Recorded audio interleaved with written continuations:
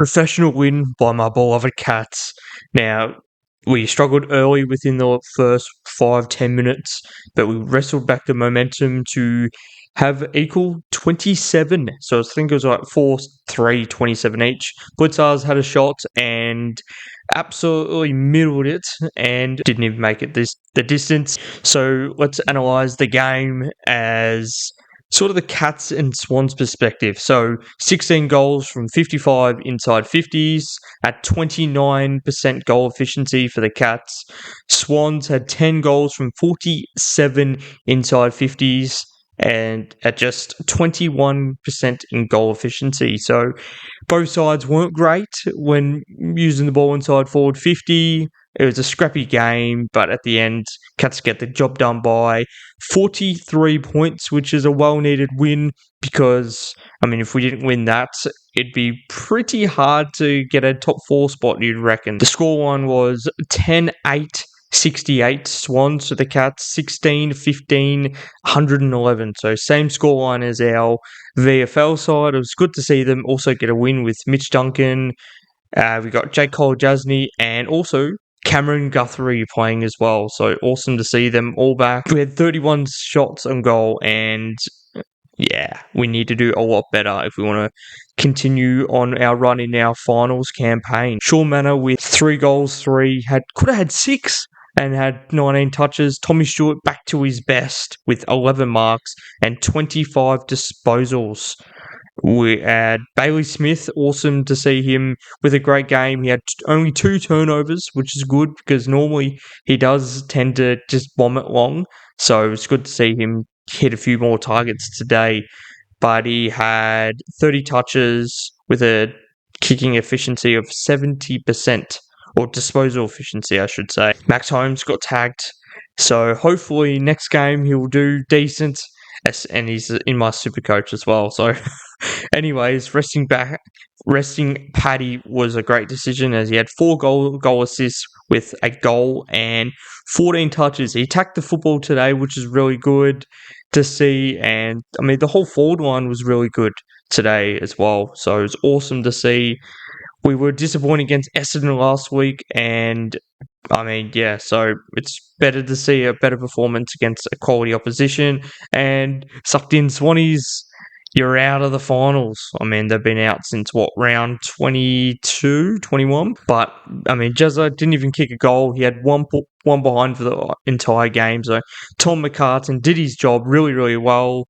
The Wizard had the most meters gained, but he was looking dangerous early on. But thankfully for us, he wasn't as sharp as he was.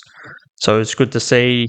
Isaac Heaney was getting really frustrated. He should have had probably 2 to 3 free kicks, but O'Connor did a really good job on him. It's awesome to see him losing his cool. The players back in form is Tyson Stengel with 2 goals. Awesome to see from him.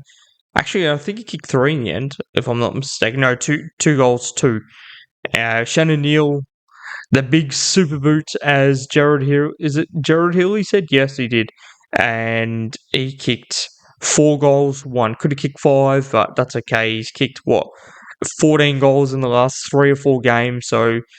And 41 goals for the season. So he has had an elite year so far. Hopefully, he can kick over 60 goals still. But he'll probably kick over 50. Hopefully. But we'll see what happens. Wasted season for Sydney as a point of view, but they did have injuries. That didn't help. They had injury from Errol Goulden, and he came back 7 weeks later, so that didn't help for them running carry. But they've gone 7-3 since 10 weeks ago. They've been in some form, and yeah, it's awesome to get this win because it was a massive win. Really needed this top 2 spot, and we potentially have it against Richmond next week. So it should be hopefully a really good game for Jeremy Cameron and the whole Geelong Cats. And because I think they lost by 48 points today against North Melbourne, Richmond did, and losing Nick Voston's going to hurt them massively. That's in our favour, but we can't be too complacent or anything like that because we are still the 3rd best team in the comp right now with Brisbane and no, not GWS. Yeah, GWS are probably fourth best at the moment, but I've gone Adelaide Crows had a really good win last night, and Brisbane Lions had a dominant win against Fremantle, so they're two ahead of us. So for the Sydney Swans, they've got massive talent all around them, but they just haven't been consistent enough. Their poor goal kicking and poor kicking errors have been what's costed them massive games, and they will go for the season 12-11, which is, I mean, normally that'd be almost top eight, but this year you have to win like 15 games to even make the finals, which is getting more and more ridiculous every season for the top eight. And I'm lucky to support a team that makes the finals every year. A solid season from the Cats' perspective. I mean, we were expected to make top four. So, and with our sort of soft run for the draw back at the end of the season. But I mean, you've got a team who we played today, minor premiers last year, and made to the grand final. And then we also played Port Adelaide, who are top two as well. So, I mean, it is what it is. But the concerns is our defence, as they're a bit of a step behind for most of the day. Early on, not most of the day, but most of the first quarter, like they were just a little bit too slow. O'Connor was too, and because the opposition were forwards were leading and doing a status stutter, and they were just really good leading. So I'll be analysing every game of the finals, looking forward to it, and hopefully the Cats can go all the way. At this stage, I can't really see us going further than the prelim. I still think it's going to be an Adelaide-Brisbane grand final. I hope not. Hopefully the Cats can do it, but we'll see. And thanks so much for watching. Hope you enjoyed this analysis. I will get better. I promise I will get better. But it's kind of hard with a brain injury, and you try to say a few words and you stutter.